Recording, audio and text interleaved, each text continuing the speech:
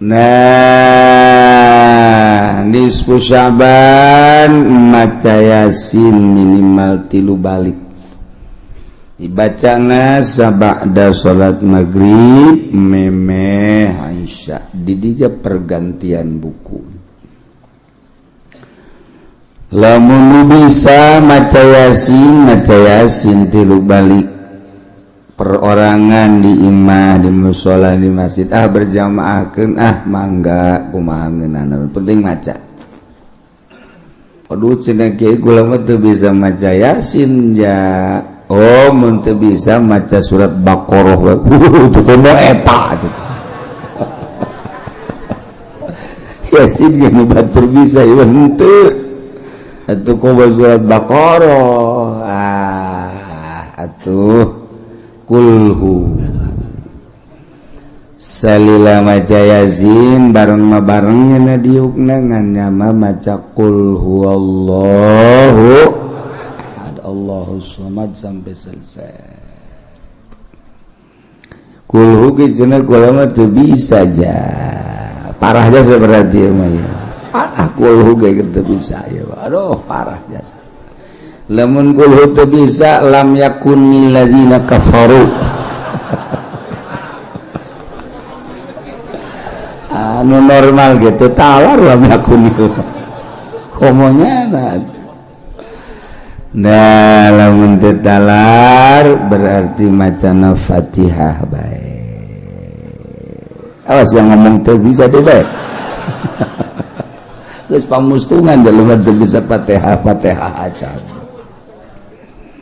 watak dimasalahkeun kumaha lamun aya jelema teu bisa maca Fatihah acan salatna kan napiki mah cukup napiki mah teu cukup teu bisa maca Fatihah cik mazhab Syafi'i mah ganti ku babacaan nu sejen teu bisa babacaan nu sejen geus cicing sapanjang Fatihah itu Imam Syafi'i mah tapi Imam Malik mah lain terjemahkeun beda menang jadi cek di luar mazhab Syafi'i mah di luar mazhab Syafi'i mah mazhab Maliki mah Allahu Akbar dengan nama Allah yang Maha Pengasih lagi Penyayang bismillah berarti kan itu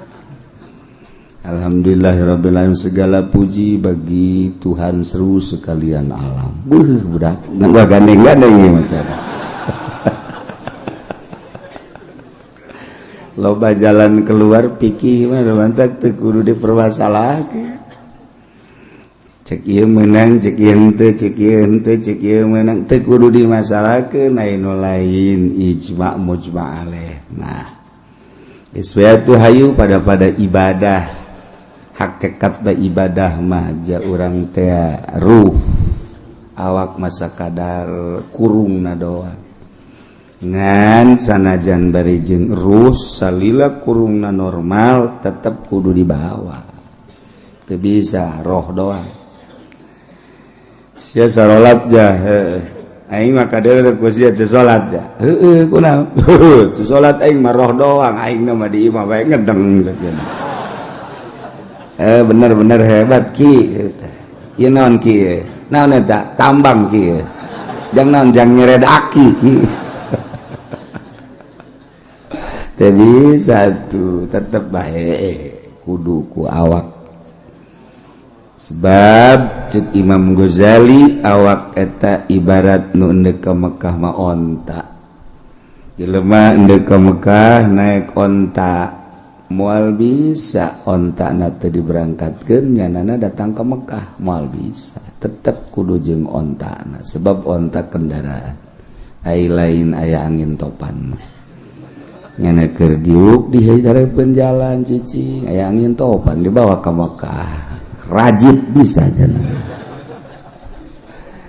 kitu keneh urang ibadah ka Gusti Allah mun ieu teu bisa make roh doang cara kebatina tata saupa jeung awak biasa jadi malam nisfu Syaban maca Yasin 3 balik ditinggali bae geus dina Majmu' Syarif lamun teu bisa maca kulhu bae teu bisa maca Fatihah jeung maca anu urang bisa dengan niat sakumaha anu geus tertera dina Majmu' Syarif.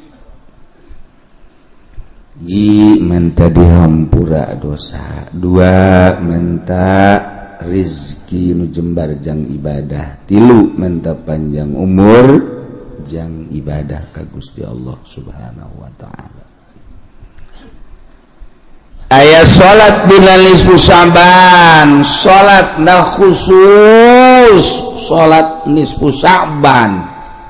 Sabaraha rakaat kiai? 100 rakaat.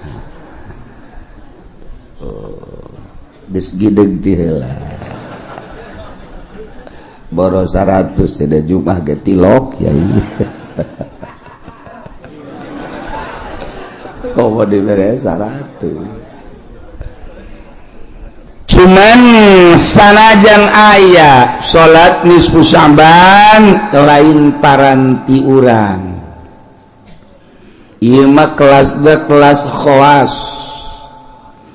Kelas ba'dul arifin nyana geus nu salatna aya babacaan khusus aya doa khusus bahkan pakaianna ge khusus urang mah ulah tah sana senang diulahkeun teh senang dia maning gitulah sageuna teh daripada diteken kita 100 rakaat maning diulah. Ieu mah andai kata di lembur lantaran loba pendatang-pendatang kuari ti seberang ti Jawa di berbagai daerah nu ngajakan salat nisfu Syaban ulah bid'ah hukumna. Ulah bae geus mun nyana ge mun bisa dilarang mun nyana teu bisa geus sabodok. Urang mah ulah milu. Ulah bae geus aningan urang maca Yasin tas maca Yasin salat Isya tas salat Isya mun maca Quran mun zikir mun sholawat mun teu sare kubaceuna kieu mun pake nonton bola eta ulah deui bae sarua teh jeung salat ulah hukum dan salat jeung main bola akur beda geser saeutik ai salat mah bid'ah ai main bola mah haram beda saeutik bid'ah ge haram-haram gane beda ngaran ulah sakali deui besi aya nu ngajakan salat boh kiai boh ustad sanajan kiai luhur ulah sebab eta mah fuqaha mah kabeh ngabid'ahkeun ulah andai kata urang diajakan tetep ulah geus bae cukup maca Yasin bid'ah hukumna kecuali aya jelema nu berthariqah khusus dina thariqah nyana salat 100 rakaat sebab babacaanna khusus doana ge khusus ke nyana bae nu salatna dilaksanakeun engke ba'da Isya terus 100 rakaat datang ke selesai. Saya orang masalahkan kanyana maning mere duit kanyana cerek sholat ya ima percaya guys kasih aja boga guru tak jeung amplopna gede barang di deuleu kertas terus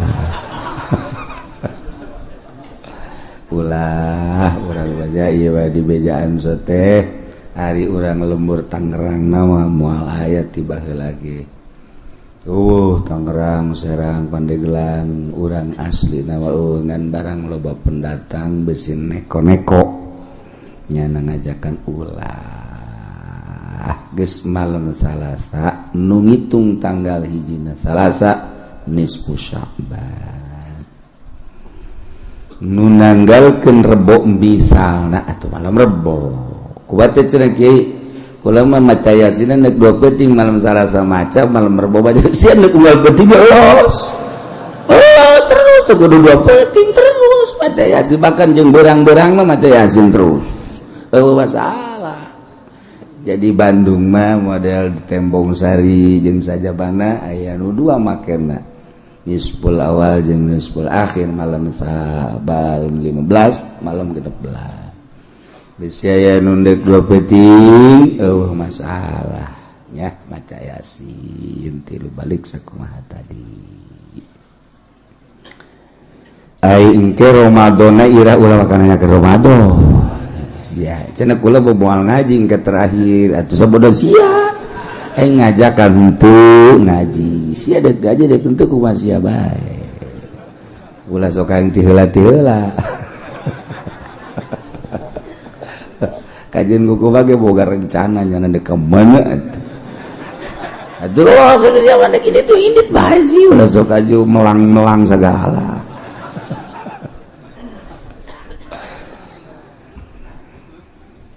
Sabada musonib nyaritakeun tentang syarat jadi pemimpin jumlahna aya 10.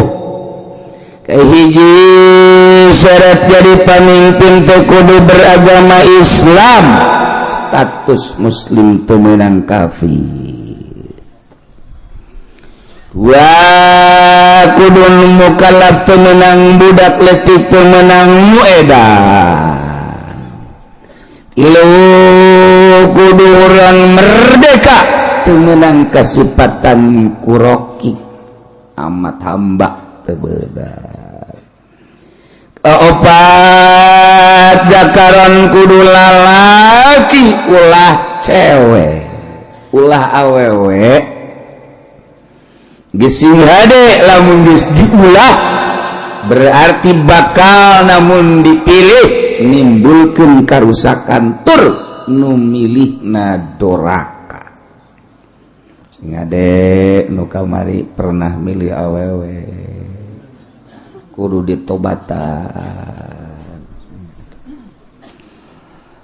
Cenah teh mah kiai meureunanan teh mah nu ulah ge cak kiai di kulon ulah ge imam salat awewe imam pamimpin mah teu da naon sakeun kiai ongkoh nya maca kitab tilok berarti kiai si tilok baca kitab macana Quran lain kiai teh kiai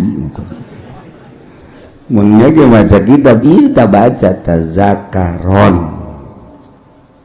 Jadi kiai pan di negara urang mah lain negara Islam, negara demokrasi sarua.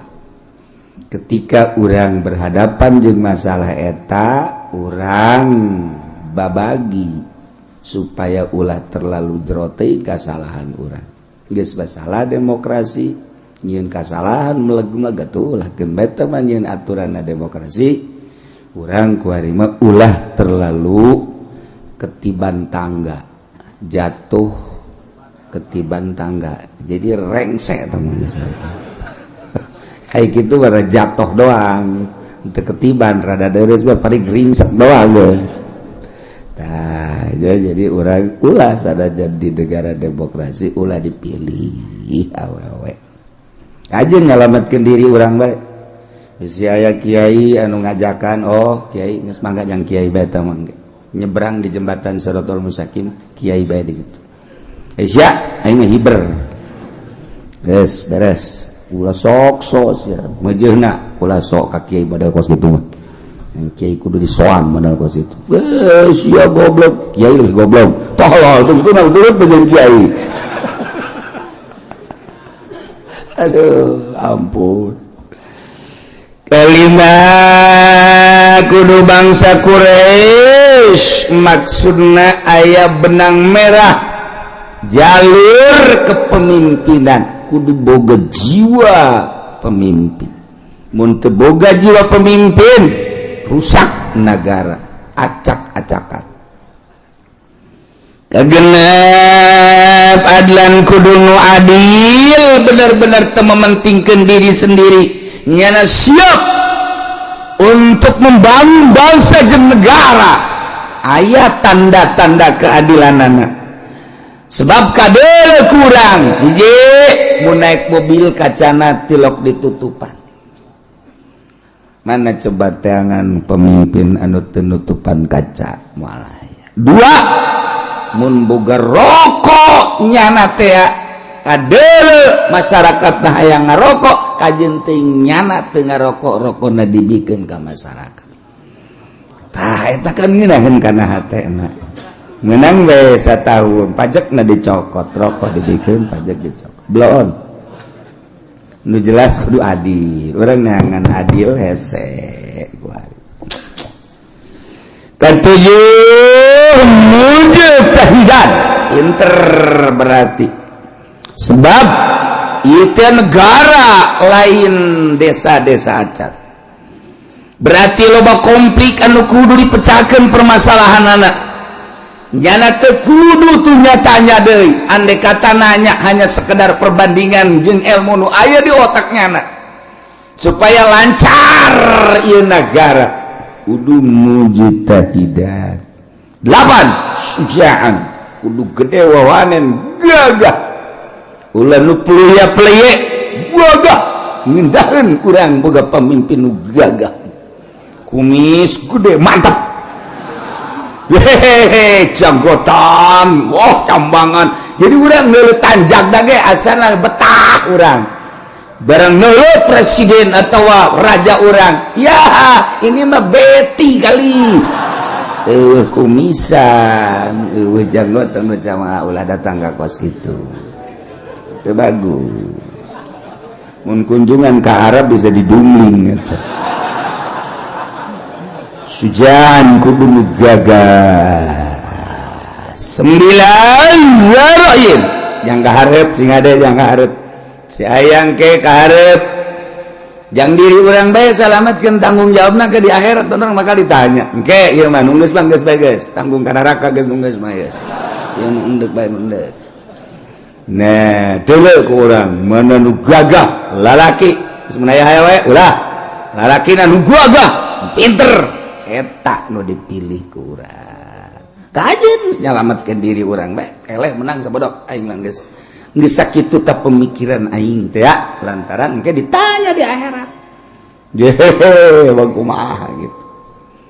9 zaroin ngabogaan pemikiran nu luas, wawasan anu jero nu luas sebab negara. 10 boga bebengan sempurna bebeluan sempurna ucapanana sempurna hartina teu balelo ulah ro jeung al sarua cadel ngaranna mal beres atuh ro jeung lam kudu beda ro lam lamun akur engke teu bisa. Sifat anu wajib di Allah kesifatan ku sifat basol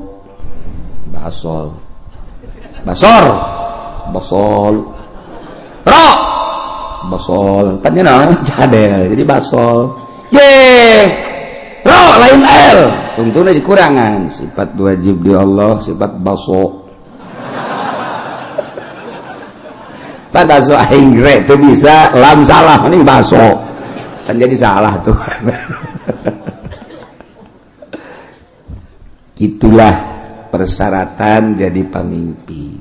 Imamul A'zam, presiden, raja, atau di bawah dunah, yakni gubernur, bupati, camat, lurah, termasuk RT. Itu teh raja RT teh sakarajaannya adalah sa RT. Urang nyaritakeun RT raja atuh make calana pendek pada RT. Raja kuari deuk nyaritakeun kasahanana jadi imamah kumaha ieu sahna nyana jadi pamimpin seseorang anu memenuhi persyaratan 10 tadi sesuai dengan kriteria anu tadi nyana bisa sah memimpin bangsa kutilu perkara. Nomor kahiji wa tan'aqibul imamatu bil bai'ati wa tan'aqidul imamatu bisa kabundel nyangreud sah maksudna jadi pamimpin sifat pamimpin yakni imam presiden gubernur bupati bil bai'ati ku bai'at di bai'at di zaman baheula pertama nu di bai'at ialah Sayyidina Abu Bakrin Siddiq radhiyallahu anhu. Pertama nu di beat jadi pemimpin adalah Sayyidina Abu Bakar Siddiq. Seluruh sahabat anu ngabogaan wawasan anu sampurna berpangkat ijtihad mujtahid berbagai kelompok tina kelompok dicepol untuk mengesahkan kepemimpinan Sayyidina Abu Bakar Siddiq radhiyallahu anhu. Datangkeun Sayyidina Abu Bakar mah bari Sayyidina Abu Bakar mungeun Sayyidina Abu Bakar mah cerik Sayyidina Abu Bakar ketika dipilih jadi khalifah embung. Masya Allah sarua ketika Sayyidina Umar ge di beat jadi pemimpin sarua sediheuh Sayyidina Umar lantaran sarua jeung ngangsongkeun diri ka seuneu. Nomor kahiji di beat lain hayang di beat tapi masyarakat tokoh masyarakat ngabeatnya dijadikan pemimpin. Mentek di Kanjeng Nabi tanda akhir zaman geus deukeut datangna Dajjal. Nomor kahiji masa cepet as-sanah kasyahri wa syahru kasab wa samakal yaum al-yaum kasah as-sa'ah kal dakik atau daki maka itu. Nah, setahun ko sebulan, sebulan ko seminggu, seminggu ko sapoe, sapoe ko sajam, sajam masa kumaha okos meuleum daun korma anu garing. Perat beres. Perasaan urang di akhir zaman engke cak Kangjeng Nabi perasaan manusia di akhir zaman geus deukeut datang Imam Mahdi neta teh cepet jasa. Kuari geus hampir kabehan nyaritakeun cepet. Kaiji disusul kedua yang mukjizat Kangjeng datang ka kos kitu teh nyaritakeun masih kana jauh ribuan tahun ku Kangjeng Nabi geus dicaritakeun. Di akhir zaman sabada terasa cepet ku kabehan zaman bakalna cuaca genjlong. Cuaca genjlong teh artina nu ngaran usim hujan, nu ngaran usim panas. Musim hujan diisi ku panas, musim panas diisi ku musim hujan, sehingga sulit bagi petani untuk menerka musim hujan iraha. Sebab terjelas hujan, teu diperkirakan bulan eta hujan baik. Teu diperkirakan bulan eta bakal teu hujan, teu diperkirakan bakal hujan, henteu jadi genjlog waktu. Eta geus tereh deukeut Imam Mahdi datang. Nu paling deket engke setahun hujan teu eureun-eureun. Hujan beta mengacrek bae hujan ke eureun sajam 2 jam mendung deui hujan. Ke eureun sajam 2 jam 5 jam aya genep jam eureun teh hujan ke hujan deui ngacrek bae hujan. Ke aya 12 jam teh hujan berarti sapoe tapi mendung ke beuting na hujan atau peuting teu beurang hujan setahun kitu bae cuman eta hujan teh lain ditun nabat henteu ngajadikeun tatangkalan ongko hujan tapi gararing teu jaradi pepelakan nu melak naon bae ge biasana mun kahujanan nyembrung ieu mah malak garing teu jaradi. Ngah lamun geus eta terjadi eta geus detik-detik terakhir bakal datang Imam Mahdi.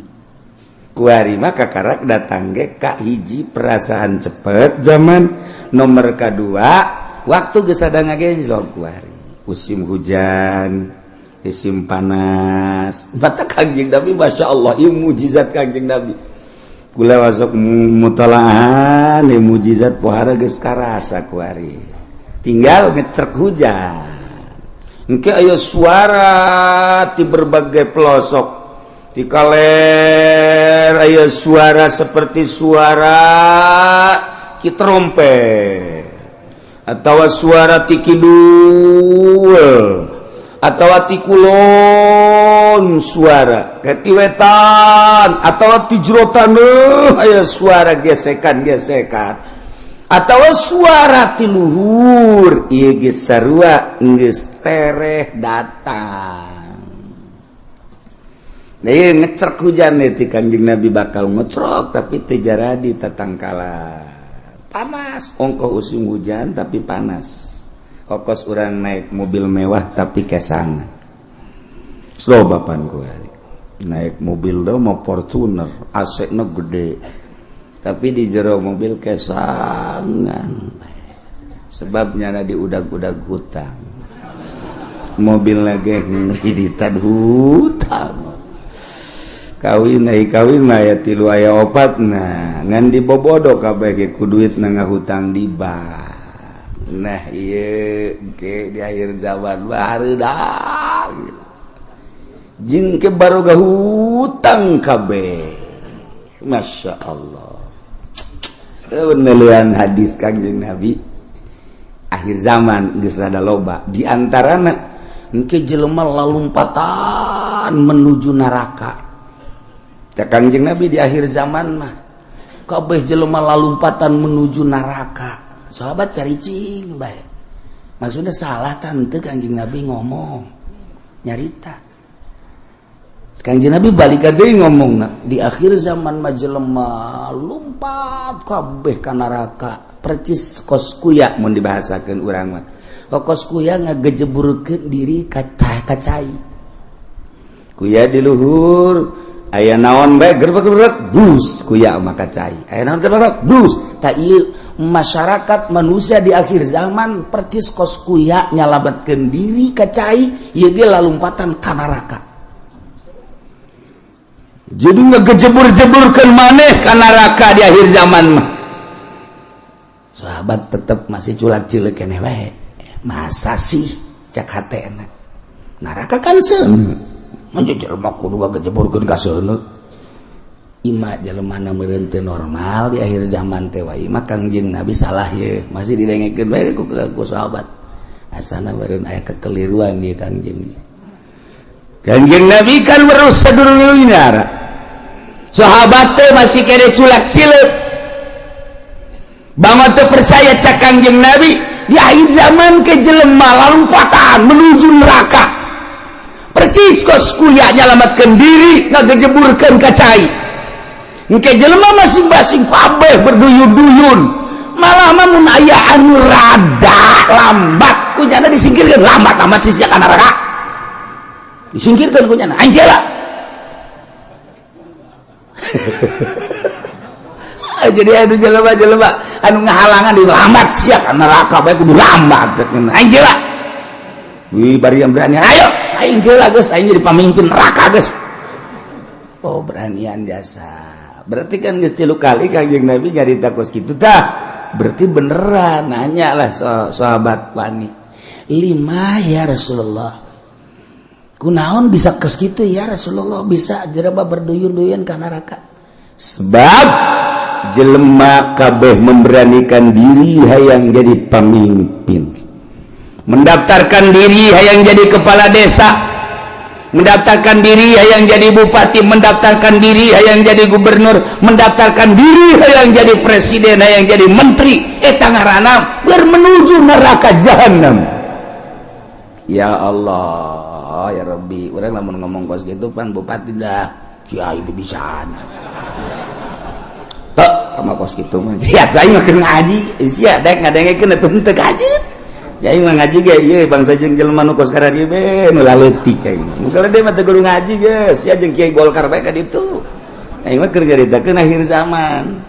Mun teu percaya datang bae dibere kitabna baca ku sia. Iya tuh bisa cenah macana. Emang sia mah ciri neraka tuh bisa maca kitab.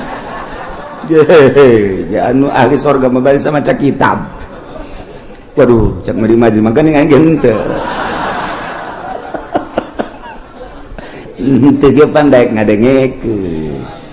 Pamimpin mana kuari nu daek ngadengekeun ngaji nu bener? Deuleu sa Indonesia. Ayo teangan camat nu daek ngaji nu bener. Sugan aya di Pandeglang mah, sugan aya di Serang mah. Coba sugan aya bupati nu daekeun ngaji nu bener.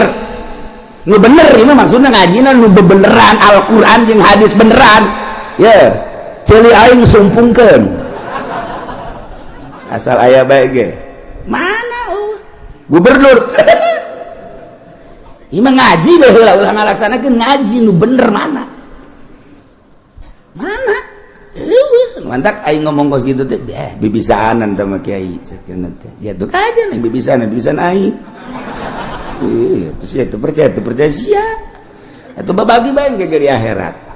Dah, ya surga mah lain nu ki uci anu pangeran. Aing mah wau jeung pangeran goblok. Ya, gue ini sombongan lah. Sombongan gitu mah mejehna. Pajar baik bener bae sombong lah. Pangkorak sia. Nah, ieu mah keur carita di akhir zaman. Eta Kangjeng Nabi deuleu lah dikena kitab Mukjizatur Rasul di akhir zaman aya kitabna beuli. Geus ieu mah jang pamimpin bae beuli. Sia mah teu kudu lah. Cukup ngadaengkeun di aing geus. Ya Kiai Golkar tilok ngomong nu kitu pan. Kiai partai tilok aing ya gua ngomong ye. Berduyun-duyun jelema menuju neraka. Kaget sahabat. Ah, salah ngomong meureun Kangjeng. Berduyun-duyun jelema ka neraka.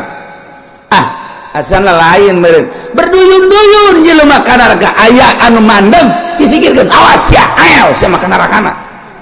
Halangan aing. Oh, berarti bener cek sahabat. Ima ya Rasulullah kunaon? Lantaran jelema memberanikan diri hayang mimpin batur puguh diri nage bobolokot ku dosa dek mimpin batur pan di zaman Kanjeng mah asal aya nu hayang we nyekel bendera memimpin perang ulah cek Kanjeng Nabi berarti aya gorod di balik mimpin perang aya keinginan nu tersembunyi di jerona ada udang di balik Aduh. Hebat ongkos nulungan rangda. Eta teh ada udang di balik rangda eta Kanjeng hukum wae. Aya rangda katabrak sepeda di ais. Eta teh lain sangais-gaisna. Mun ditanya karunya jasa katabrak sepeda cakna. Isukna aya nini-nini katabrak motor diantapkeun beunana. Goblok gaji pendi blon. Antap lihat dia. Pareng ada udang di balik eta. Aduh, Masya Allah.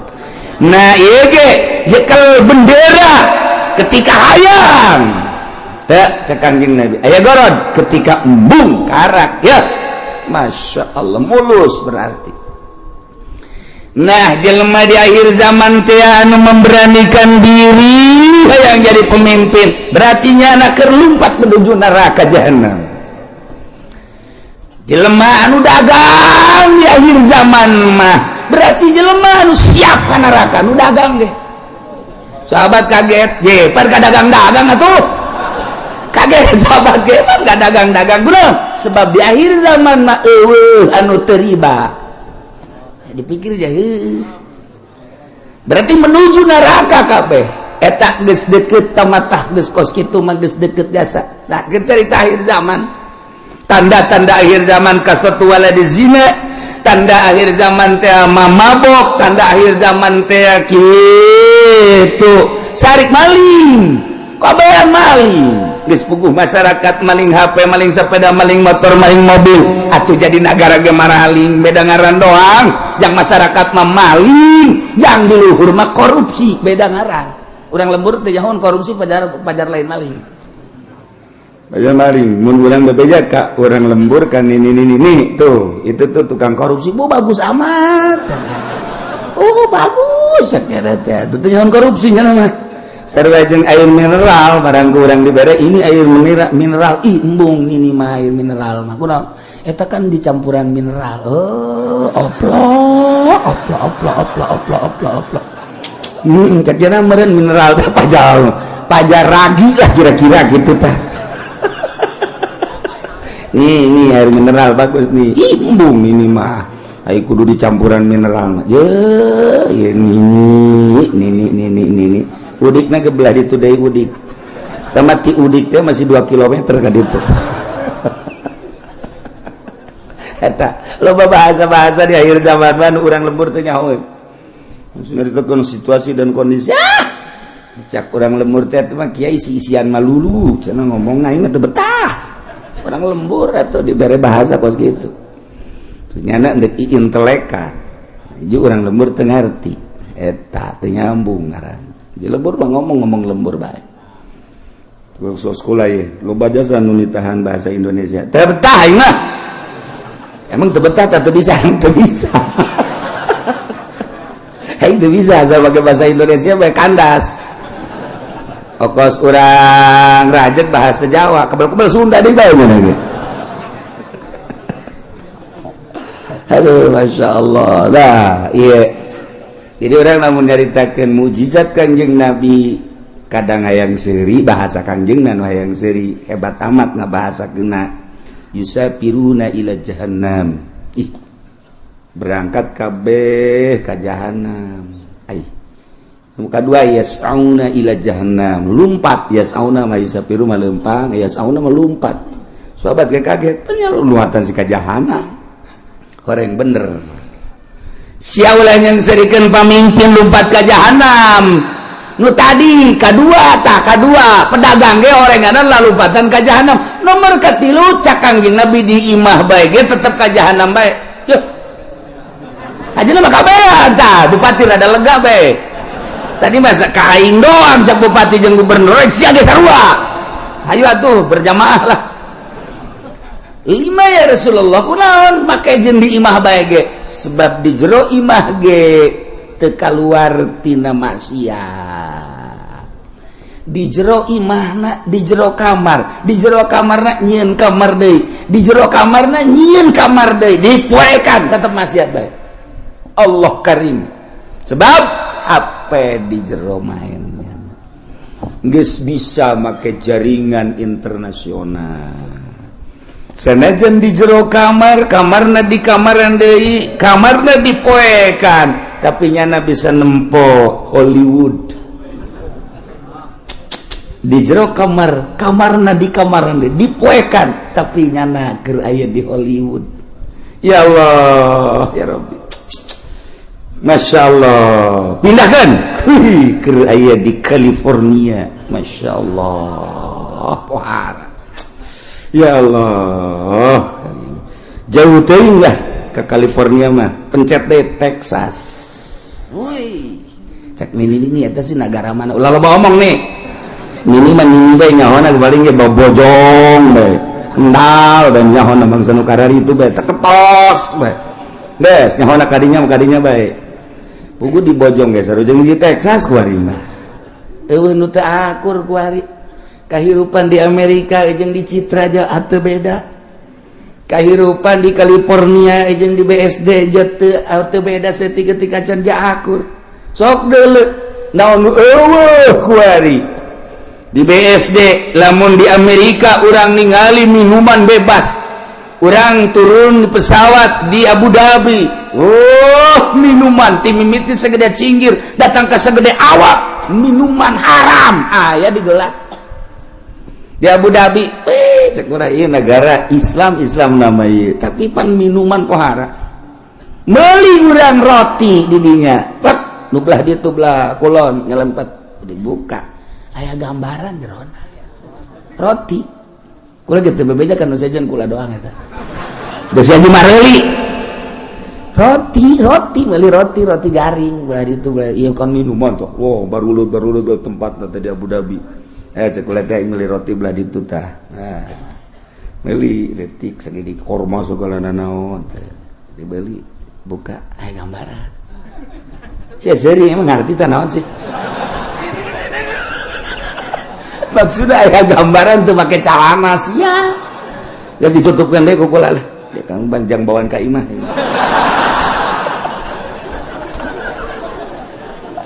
Masya Allah Karim. Itu beres. Haji caritana ieu kan aya ngarokok, kan teu meunang ngarokok bebas. Ayalah tempat-tempatna di bandara teh. Di ditu hiji dia ya. Karena ada sepi di dia ya. Ulah asup ka dinya. Keur asup mah kula sorangan. Meunang meureun samenit, brus urang baru le datang. Marah ke calana. Make sakieu. Ya, aing betah ya cek. Perlakuan ngalakukeun nu teu senonoh di jero dihareupeun manusia-manusia geus biasa. Kaluar we kula. Masyaallah Karim. Eta di Abu Dhabi, kos kitu di Abu Dhabi encan di jerona eta kakarak di bandara. Masyaallah Karim, encan di Amerika na, encan di Inggris, encan di Jerman, di Prancis. Teu kudu jauh-jauh di urang emang kumaha gitu. Masya Allah. Tanyakeun ke kacamat ge. Pan nanyakeun kacamat berarti rahasia. Geus teu kudu nanyakeun ka urang lembur kacamat, camat anu gaul tapi camat. Saha? Teu jauh kula wae, emang teu jauh gitu. Jauh jasa. 1 2 3 4 camat nu gaul nu sok biasa kapanggih di satelit. Terus sia mah geus moal nyaho satelitnya tadi mana? Dasar lembur sia mah. Kampungan. Kos gitulah Indonesia eta ge Tangerang. Mantak berduyun-duyun menuju neraka. Di akhir zaman geus eueuh anu henteu lumpat ka neraka.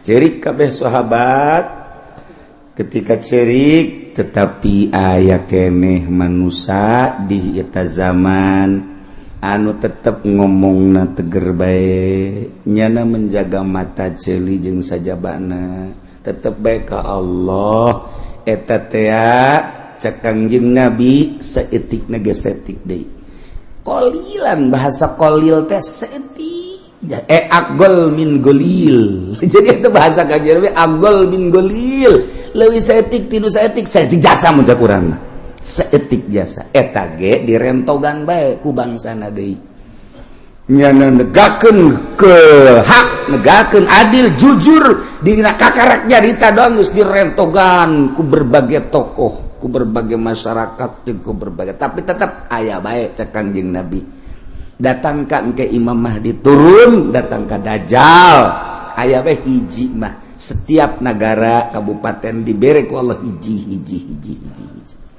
cuman geus hese nyalametkeunana sakadar nyarita ilah Kangjeng Nabi nyaritakeun mukjizat di akhir zaman geus kuari mah zaman geus karasa cepet waktu ngageser geus encan doang hujan ngecrek satahu angkeup lamun kula nyaritakeun Mekah bakal dilebaran Madinah bakal diberet geus eker malah nah ieu tinggal hujan ngecrek satahun tapi teu jaradi naon teu jaradi jelema berduyun-duyun menuju neraka jahanam teu karasa Masya Allah tetep urang ngamantak ngaji urang hayang salamet mudah-mudahan urang kabehan disalametkeun ku Gusti Allah keluarga orang pemajikan anak incu orang disalametkeun pamimpin orang geja eta mah ku nafsuna ieu ketika nyana ngaragap nurani nama tetep nyana ge ceurik sarua bae hayang salamet mudah-mudahan dibere babalik pikir kemudian nyana bisa ningali ka arah anu salamet amin ya rabbal watanakidul imamatu bisa sah jadi pemimpin jadi presiden bil bai'ati ku di bai'at wal asahu nurutkeun cekal asah bai'atu ahli hilli wal iqdi saha minal ulama'i war ru'asa'i wa wujuhin nas alladzina yatayassaru ijtiba'uhum artina nu milihna teu kudu keseluruhan negara nama bentukna khalifah tapi praktek memilih nama beat kulantaran beat teh aya baiatu ahli hilli wal iqdi berarti aya pemilihan demokrasi sebab ketika harita nu hendak dipilih diangsongkeun tilu tokoh lain bae Sidina Abu Bakar Siddiq aya tilu cuman nu dipilih Abu Bakar Siddiq berarti kan hampir mirip secara demokrasi pemilihan nama dipilih biasa nah ieu keur carita memilihna wal asau bai'atu ahli hilli wal iqdi henteu kudu keseluruhan masyarakat nu buta dituntun nu torek dituntun nu nini dituntun teu kudu jadi dipilih per desa sabaraha nu boga wawasan untuk maju lamun sakecamatan sabaraha desa per desa teh mun sadesa aya 18.000 manusia kemudian diperkecil deui ku ari mah di kitu naon ngaranna dipekarkeun jadi 8.000 atau 7.000 per desa eta nu 7.000 tingali per kelompok-kelompokna sasi nu boga wawasan untuk maju ieu teh jang keselamatan bangsa jeung negara ahli hilli wal iqdi geus ulama nu milihna ulah diberean duit di umrah-umrahkeun supaya manehanana milih segala dibere motor dibere mobil aduh eta mah sogok menyogok ngaranna lamun aya kiai nu narima sogokan ti pemerintah sogokan ti jelema-jelema nu endek calon eta berarti kiai keur lumpat nerleng bae dek menuju neraka jahanam teu kudu ese dengan kiai kos kitu namun aya jelema kiai dek milih pemimpin tapi jana menerima sogokan di partai di ketua di kandidat berarti eta kiai keur ninggalkeun masyarakat menuju neraka jahanam tinggal kukula ada ditanya aya eueuh kiai na nogos gitu aya lamun aya pang nyebutkeun saurang coba ulah isin-isin saurang bae di Tangerang bae teu kudu ka sarang-sarang Tangerang ayo aya urang pasar Kemis aya weh sia mah aya bae kagak deketan ka Cilomok sia sia mah ka aing meureun ka jeung kumaha ge dasarna sia mah ekstrim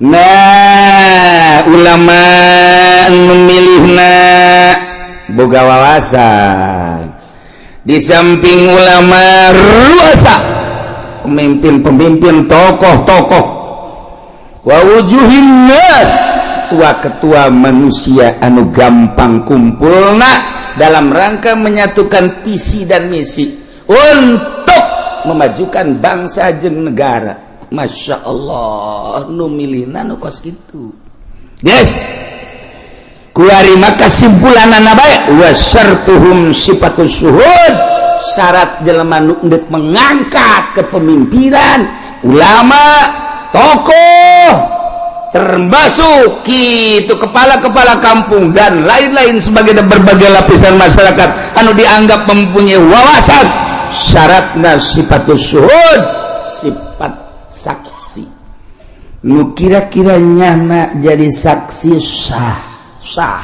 berarti kasifatan minal adalah wa gaya nu milihna kira-kira santai jadi saksi sah berarti ngabogaan sifat adalah eta jadi henteu sakabehna ieu mah kabeh kita milih nu embung dibere duit anu embung ge dibere mobil keuna ngengkeuy milih ka ditu dipaksa ngaranna eta kos kitu mal beres satungtung pemilihan umum model kos kitu nagara ulah diharapkeun kudu beres satungtung kiaina nu endek ngararapi ngabantuan jangan luruskeun nagara nyana ngabutuhkeun kana sogokan keneh ieu mal beres nagara nyana nu sok pidato rasul wal naon gara-gara dituna finar ceknya ya ar-rasul wal murtasi finar nyogok yung nerima sogok ka neraka hulunya anak tas diberi motor mio cekal huluna Aisyah ngomong goblok iya ngomong itu bareres boleh dia okozelo badu di kota Allahu Akbar Allahu Akbar kayak nanaun Allahu Akbar pas azan Allahu Akbar hes tiap tadi Allahu Akbar beratas itu Allahu Akbar wayah azan hes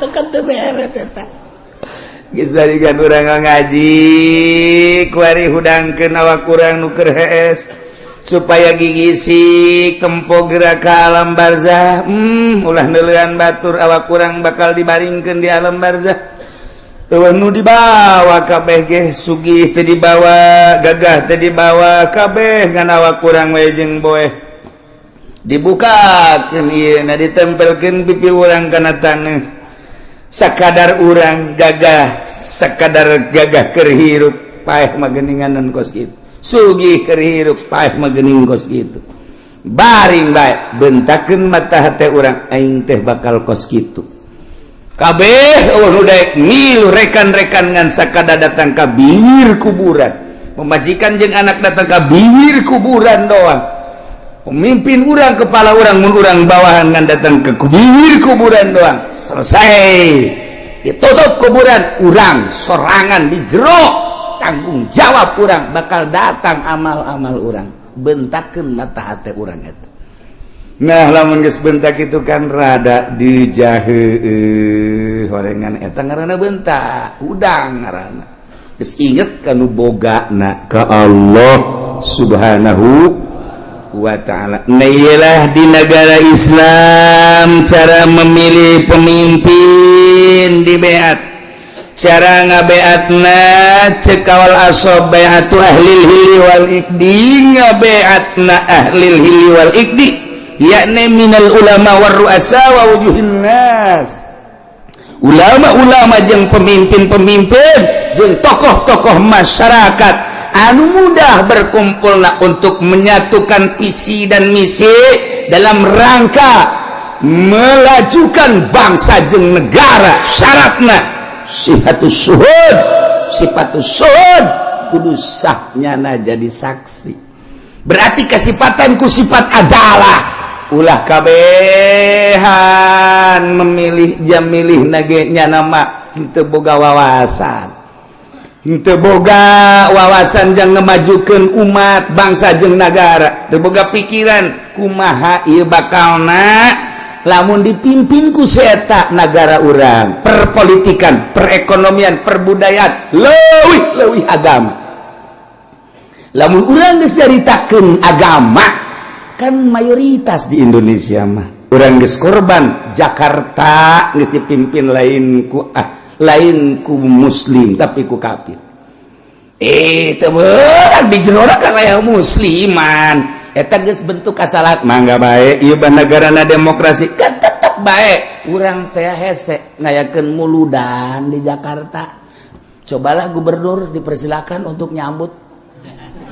Ayo nyanang ke kumaha nyambutna? Hah? Wih. Sebuah nirwana. Lain Kangjeng Nabi nyarakeun nirwana, golok ya. Nyaritakeun rajaban panggil coba mal bisa. Jadi geus eueuh agama mah macet, sedengkeun Indonesia mayoritas agama atuh kudu dihormati mayoritas kajian kuku mah.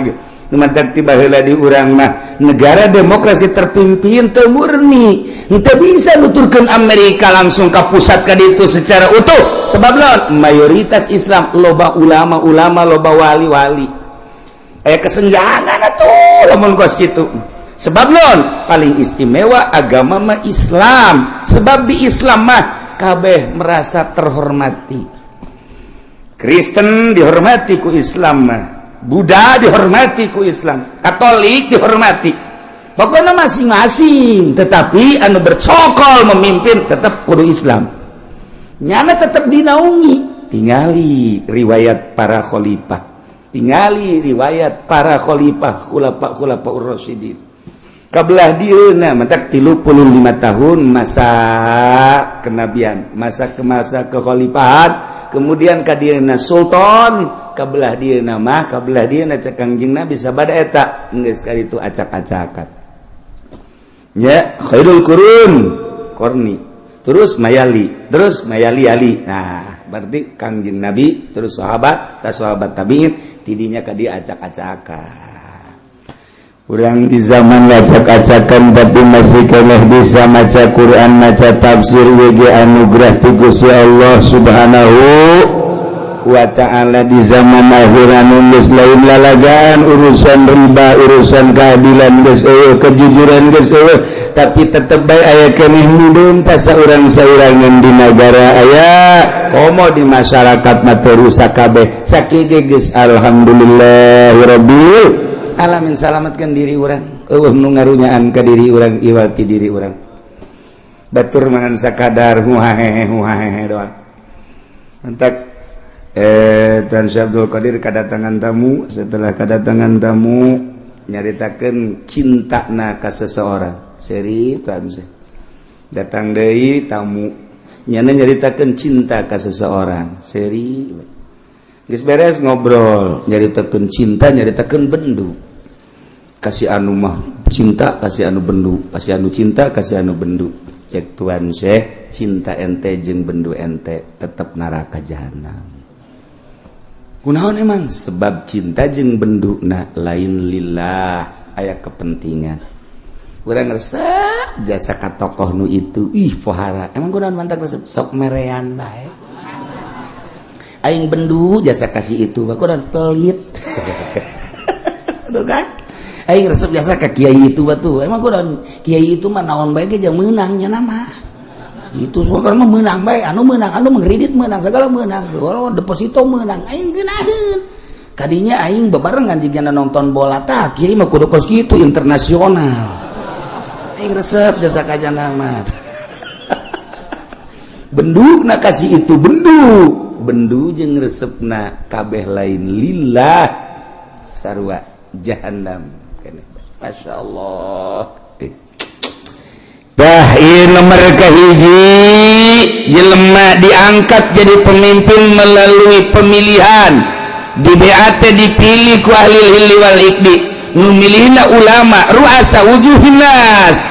Yakni nu kasipatan ku sipatus suhud, sifat adalah sahnyana jadi presiden lantaran dipimpin ku jelema-jelema, ku tokoh-tokoh, ku bangsa-bangsa anu ngabogaan wawasan tur ngabogaan sifat keadilan nyana mingkina dengan prima ngeunaheun teu leceh. Kurang barang nele tadi iya ayatna laqad ra'a min ayati rabbihil kubra. Kanjeng Nabi berangkat melalui buruk dipanggil ku Gusti Allah, ja urang ai hayang-hayangan moal bisa wari urang nyieun proposal ka Gusti hayang diberangkatkeun ulah ka Baitul Maqdis, ulah lanan ieu mah ieu ka Madinah bae. 12 tahun kaburu modar jamaah Bang Haji Yasin anu dek berangkat jeung kula. Masya Allah nunggus payah 5 itu bisa berangkat hese lain panggilan Allah iya kadia lain semata-mata nang orang panggilan Allah dek diesian celi ku hikmat dek diesian mata ku hikmat dek diesian sungut ku cau-cau aya kabagian laqad ra'a min ayati rabbihil kubra. Kanjeng ningali kana ayat-ayat kebesaran Gusti Allah kunaon eta ku beningna hati lain Kanjeng Nabi bae umatna di mana bening bisa ningali ka Gusti Allah ku mata hati di akhirat bisa ningali ka Gusti Allah ku mata ieu. Lamun para aulia Allah geus deuleu ka Gusti Allah kana kebesaran Gusti Allah ku mata hate lantaran beningna hate. Deuleu sakumaha Kangjeng Nabi. Nah, Kangjeng Nabi teh timimiti berangkat Masjidil Haram ke Masjidil Aqsa, di Masjidil Aqsa naik ka luhur ka Sidratil Muntaha, didelean Kangjeng Nabi sebagai ayat-ayat Gusti Allah anu luar biasa geus didardirkeun ku Imam Dardir. Di Bukhari geus nyata, di Muslim geus nyata, uraian ulama ngajelaskeun uraian ucapan Kangjeng Nabi jelas. Ngan aya hiji bae geus penting yang aya nu sok dicaritakeun ku Sayyidina Ali wa qala Aliun radhiyallahu an karramallahu wajhah. Cek Sayyidina Ali dakhaltu ala nabi ana wa Fatimatu simkuring lebet ka Kangjeng Nabi sareng garwa simkuring Siti Fatimah putri Kangjeng Rasul. Barang lebet ka Kangjeng Rasul Masya Allah kapenda Kangjeng Rasul teh yabki bukaan sedidan keur nangis pohara nangisna pohara fakultu cek Sayyidina Ali fidaka abi wa ummi ya Rasulullah mayubkika naon anu nganangiskeun ka tua bala saur Kangjeng Nabi ya Ali lailatan usriya bi ketika penting diisrokeun simkuring ra'aitu nisaa ummati yu'adzabna adzaban syadida simkuring ningali ternyata horenganan nu loba disiksa di neraka jahanam teh awewe umat kula. Nailah laqad ra'a min ayati rabbihil kubra. Kangjeng Nabi ditinggalikeun berbagai ayat-ayat Gusti, di antarana Kangjeng Nabi dideulekeun ka sorga, bahkan Kangjeng Nabi ngalengkah ka sorga.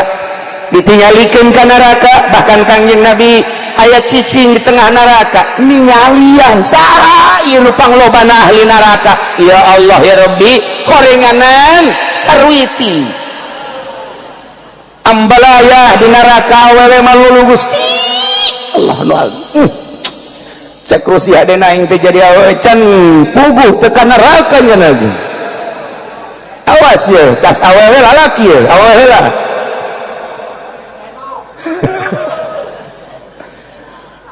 Ra'aitu imra'atan mu'allaqatan bi sya'riha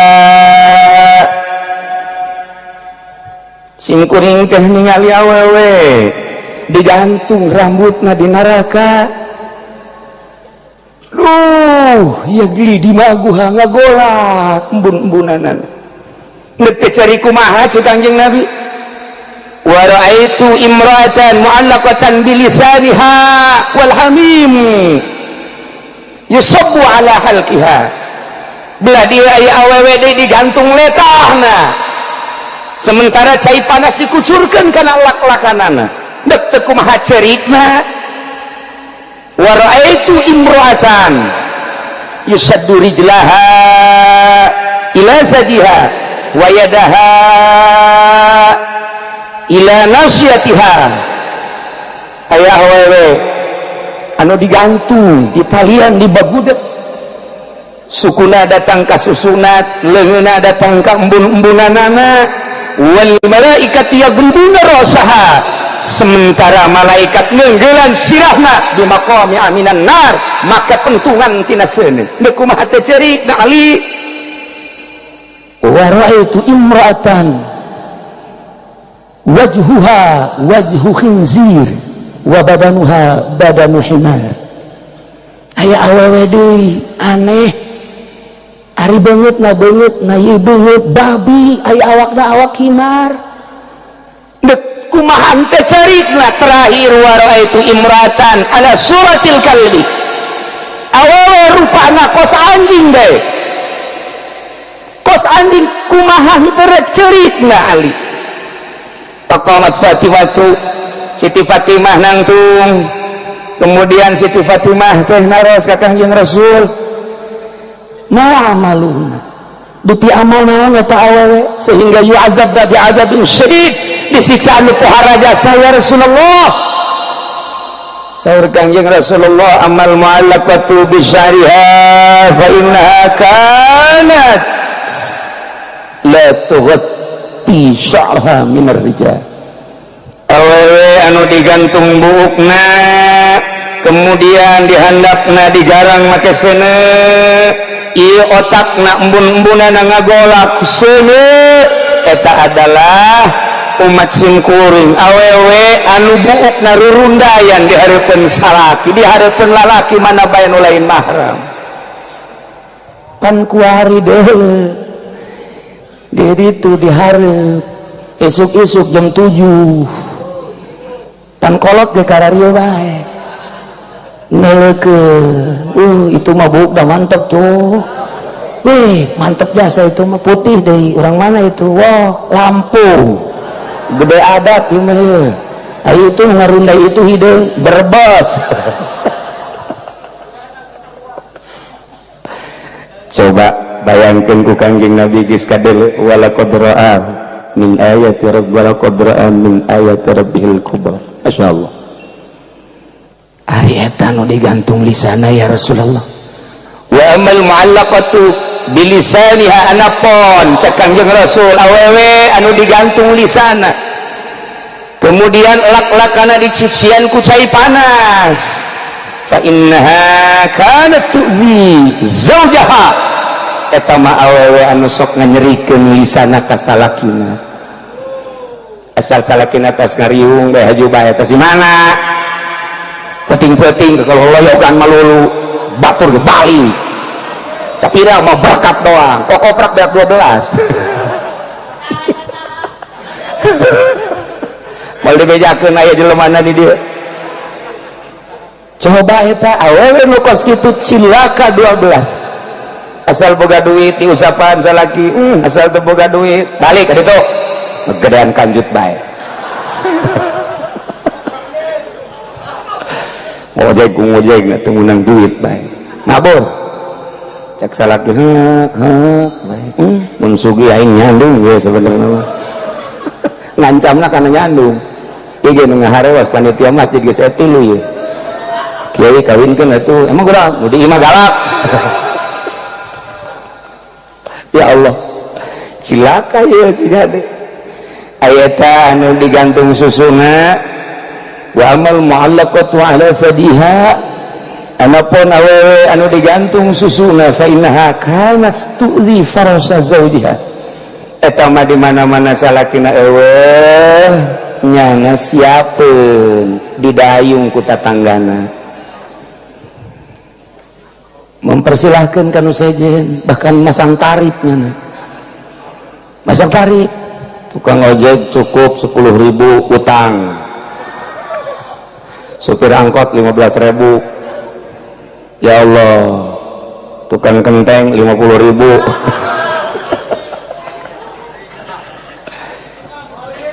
Kiai emang aya di Cilongok aya kula nyaho jasa nu pasang tarif itu nyaho emang Kiai pernah ditawaran aing sia dulu bajasa di dieu tah di Kuon Kalapa Masya Allah pohara jasa itu Pak Kapolsek sering ngider maksudnya